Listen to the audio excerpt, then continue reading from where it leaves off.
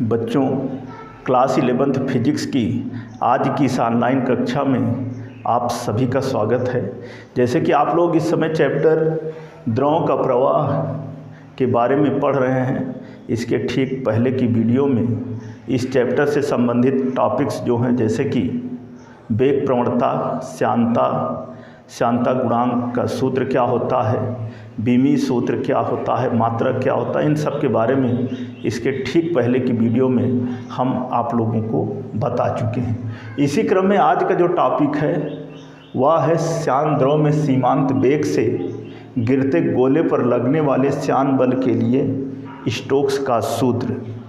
Stokes का सूत्र क्या होता है, स्टोक्स के सूत्र की जो है बीमी विधि द्वारा स्थापना कैसे होती है, स्टोक्स के सूत्र के लागू होने की शर्तें क्या होती हैं, इन सब के बारे में आज की इस वीडियो में हम आप लोगों को बताने चल रहे हैं।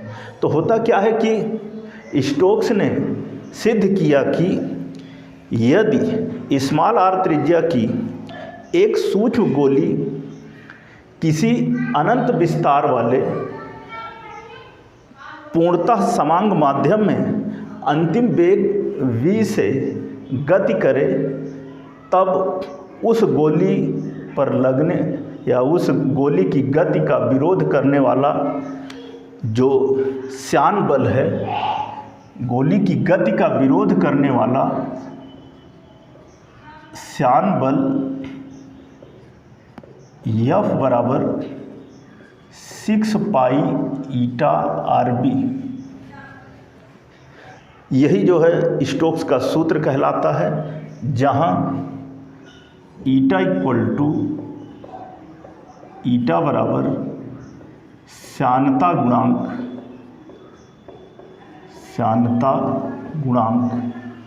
जहाँ ईटा जो है वह द्रव का श्यानता गुणांक है। जब स्मॉल आर त्रिज्या की कोई गोली जो है वह पूर्णतः समांग माध्यम में, अनंत विस्तार वाले पूर्णतः समांग माध्यम में, द्रव के किसी माध्यम में जब अंतिम वेग v से गति करे, तब उस गोली की गति का विरोध करने वाला श्यान बल F बराबर 6 पाई ईटा RB जो है होता है या होगा, जहाँ ईटा जो है श्यानता गुणांक है और इसी को ही हम स्टोक्स का सूत्र कहते हैं। कहने मतलब F बराबर 6 पाई ईटा RB ही क्या कहलाता है, स्टोक्स का सूत्र। अब इसी सूत्र का जो है बीमी विधि द्वारा हमें स्थापना करनी है। तो यहाँ पर लिखेंगे हेडिंग कि स्टोक्स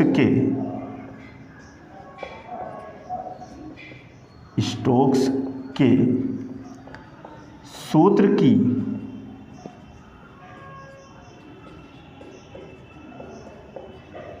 बीमी विधि द्वारा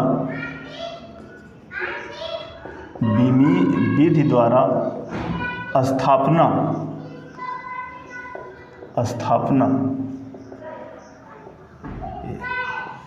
तो जो ये स्टोक्स का सूत्र यहाँ पर हमने आपको बताया कि F बराबर 6 पाई ईटा RB होता है, इसी F बराबर 6 पाई ईटा RB की स्थापना जो है वह बीमी विधि द्वारा करनी है।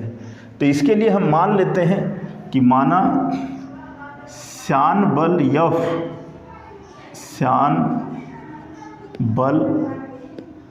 F कामा द्रव की श्यानता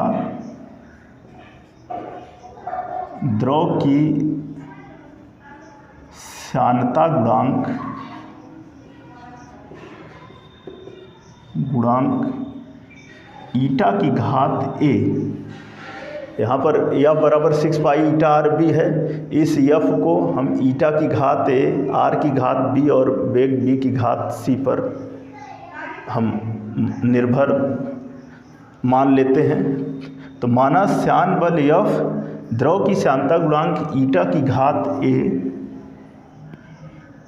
कामा गोली की त्रिज्या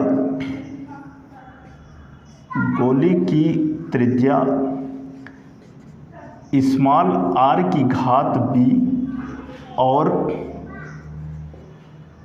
चाल v की घात c पर निर्भर करता है अर्थात क्या हो जाएगा, f प्रोपोर्शनल टू ईटा की घात a r की घात b b की घात c, यहाँ पर हो जाएगा, अथवा f इक्वल टू k ईटा की घात a r की घात b और b की घात c, समीकरण 1।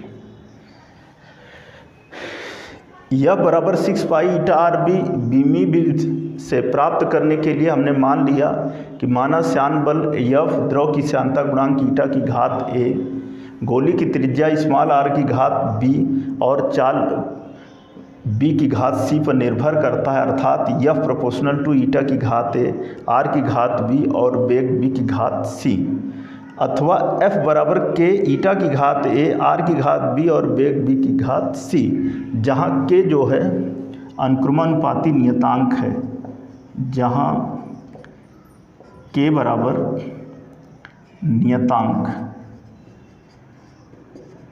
अब आगे दोनों ओर की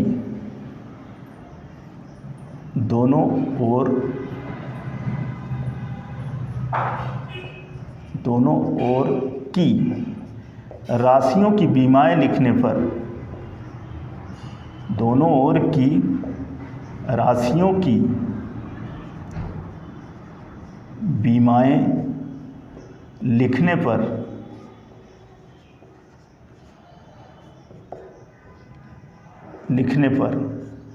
अब ये जो सूत्र है, इस सूत्र में जो भी राशियां हैं जिस सूत्र का हम निगमन कर रहे हैं, जैसे यहाँ पर बाईं तरफ है श्यान बल F, इस श्यान बल का बीमी सूत्र क्या होता है, श्यानता गुणांक का क्या होता है, त्रिज्या का क्या होता है, वेग का क्या होता है, इन बीमाओं को हम लिख लेते हैं।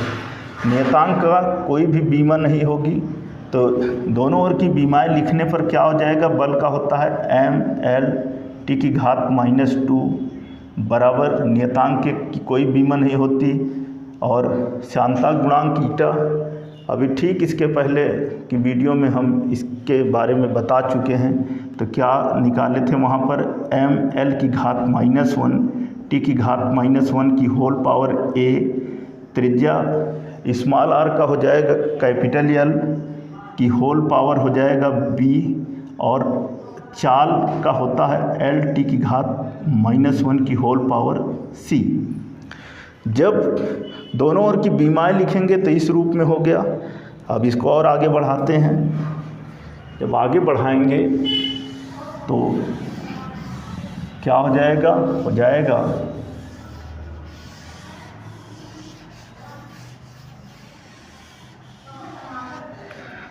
इसको और आगे जब बढ़ाएंगे तो इस रूप में हो जाएगा, अथवा लेफ्ट साइड में हो जाएगा m की घात 1 L की घात 1 t की घात -2 बराबर राइट साइड में हो जाएगा m की घात a L की घात -a और t की घात -a।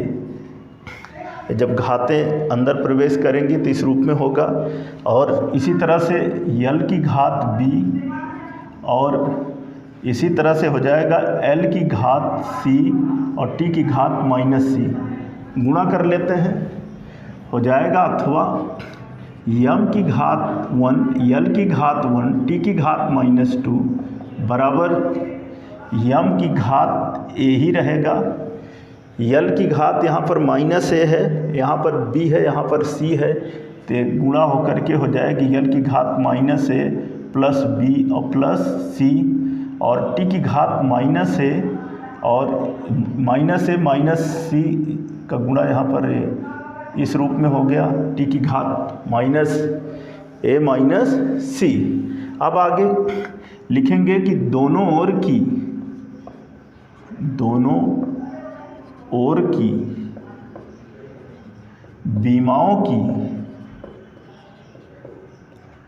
बीमाओं की तुलना करने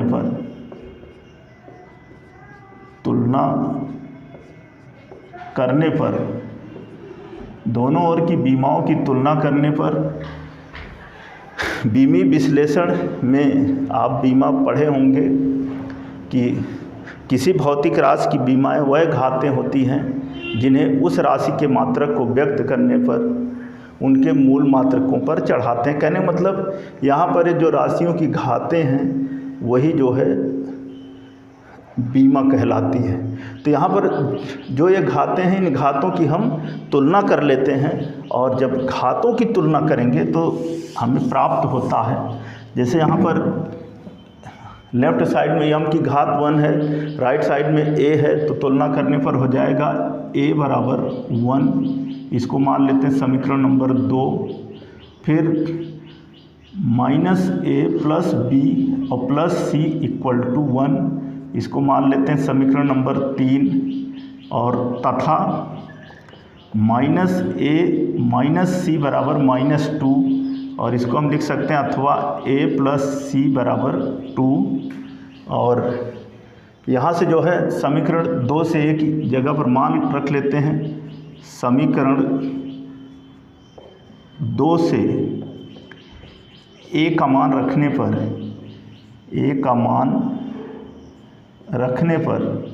जब a का मान रखेंगे तो हो जाएगा क्या, हो जाएगा 1 प्लस c बराबर 2, अथवा c इक्वल टू 2 माइनस 1, अथवा c इक्वल टू 1। तो यहाँ पर a बराबर 1 प्राप्त हुआ और यहाँ पर c बराबर जो है 1 प्राप्त हुआ। अब a और c के मान को जो है समीकरण 3 में रख देते हैं। लिखते हैं कि समीकरण 3 में a व c के मान रखने पर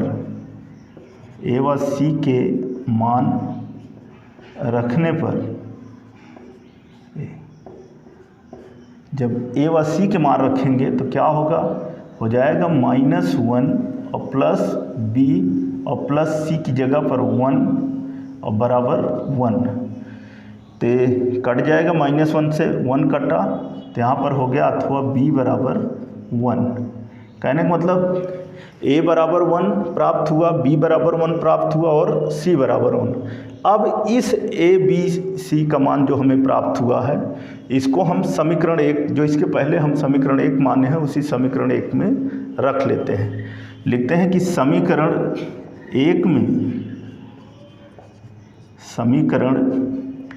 1 में a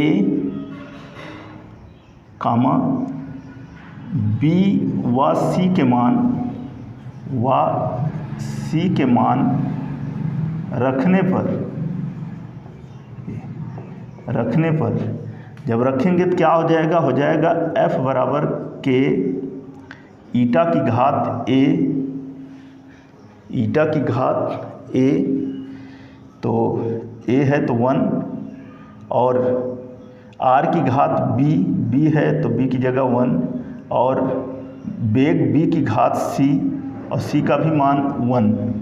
तो हो जाएगा अथवा f equal to k eta r b। जब हम दोनों ओर की बीमाओं की जब तुलना किया तो a बराबर 1 प्राप्त हुआ, -a plus b plus c बराबर 1 प्राप्त हुआ, और तीसरा जो है -a माइनस c बराबर -2, यहाँ से a प्लस c बराबर 2 हुआ। तो समीकरण 2 से a का मान रख दिया तो यहाँ से हमें c बराबर 1 मिल गया। इस a और c के मान को समीकरण 3 में रखा तो हमें b बराबर 1 प्राप्त हो गया। अब समीकरण 1 में a b व c के मान जब रखा तो f बराबर k ईटा r b, इस रूप में हमको जो है प्राप्त हुआ। अब आगे जो है और आगे इसको बढ़ाते हैं। जब और आगे बढ़ाते हैं तो हम लिखेंगे कि चूँकि प्रयोगों द्वारा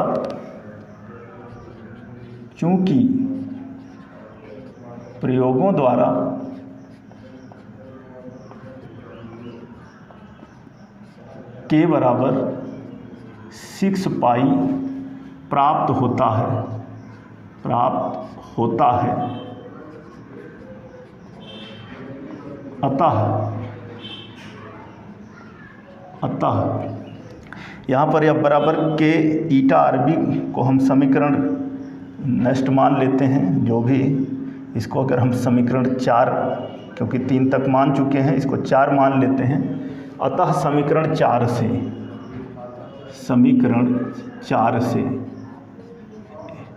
अगर आपको ये जानकारी है कि प्रयोगों द्वारा के बराबर 6 पाई प्राप्त होता है, तो आप समीकरण 4 में रख दीजिए, नहीं तो समीकरण 4 भी जो है इनके बीच का संबंध कहलाएगा।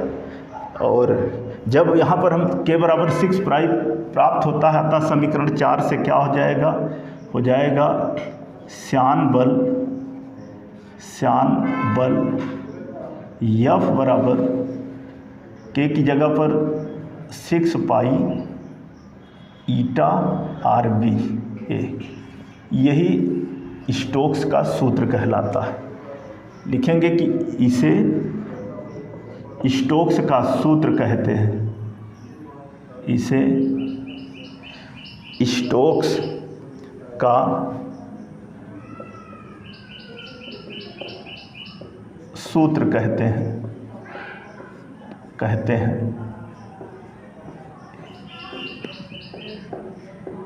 तो जैसे कि हमारा जो हेडिंग था, जो टॉपिक था कि स्टोक्स के सूत्र की बीमी विधि द्वारा स्थापना, तो हमने आपको बताया। और जिस तरह कि प्रयोगों द्वारा के बराबर 6 पाई प्राप्त होता है, तो श्यान बल F बराबर 6 पाई ईटा आर बी, यही क्या है स्टोक्स का सूत्र। अब इसी क्रम में अगला टॉपिक आप देखिए। अगला टॉपिक है कि स्टोक्स के सूत्र के लागू होने की शर्तें। स्टोक्स के सूत्र के लागू होने की शर्तें।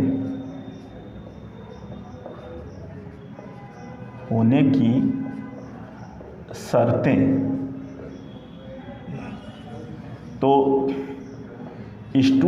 स्टोक्स के सूत्र के लागू होने की 3 प्रमुख शर्तें निम्न हैं, जिनमें है नंबर एक, जो गोली जो है पूर्णतः समांग माध्यम में, अनंत विस्तार वाले पूर्णतः समांग माध्यम में, द्रव के समांग माध्यम में जो गिराई जा रही है, उस गोली का आकार जो है वह सूक्ष्म होना चाहिए, पहला है। तो यहाँ पर हम लिख देंगे कि गोली का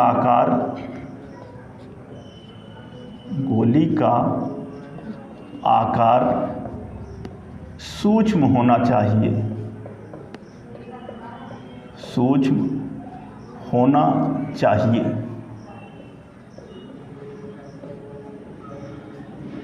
जो गोली जो है द्रव में गिराई जा रही है, बी वेग से गिराई जा रही है, एक नियत वेग बी से जो गिर रही है, उसका जो आकार है वह सूक्ष्म होना चाहिए। गोली माध्यम, द्रव अथवा वायु जो माध्यम है, उस माध्यम में नियत वेग से चलनी चाहिए। लिखेंगे नंबर 2, गोली वायु अथवा द्रव के माध्यम में,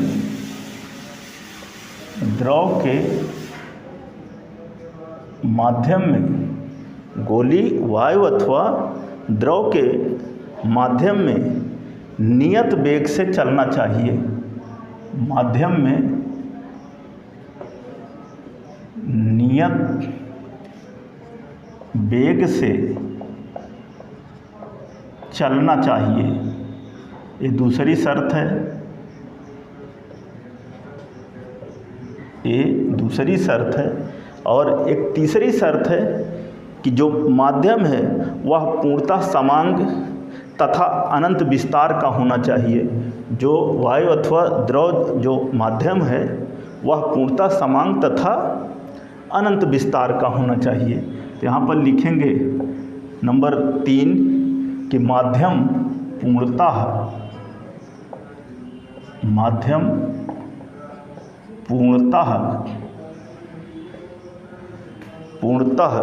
समांग तथा अनंत विस्तार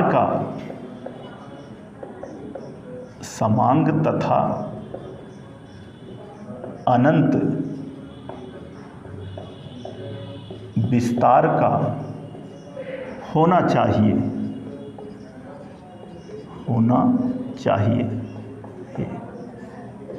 तो यही है स्टोक्स के सूत्र के लागू होने की शर्तें। मैंने जैसे बताया कि स्टोक्स के सूत्र के लागू होने की 3 प्रमुख शर्तें हैं, जिनमें है नंबर 1, गोली का आकार जो है वह सूक्ष्म होना चाहिए।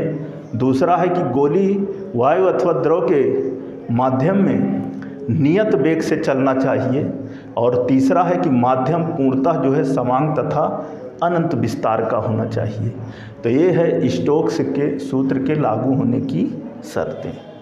तो बच्चों, आज की इस वीडियो क्लास में हमने आपको बताया कि स्टोक्स का सूत्र क्या होता है, स्टोक्स के सूत्र की स्थापना जो है बीमी विधि द्वारा कैसे की जाती है, और एक लास्ट में बताया कि स्टोक्स के सूत्र के लागू होने की शर्तें क्या होती हैं या क्या होनी चाहिए। जैसे भी बताया इस वीडियो क्लास में जिन टॉपिक्स के बारे में, उन्हें आप ध्यान से देखें, समझें और नोट करें। इस चैप्टर के शेष बचे हुए जो टॉपिक हैं उन्हें हम आपको अगले वीडियो में बताएंगे। धन्यवाद।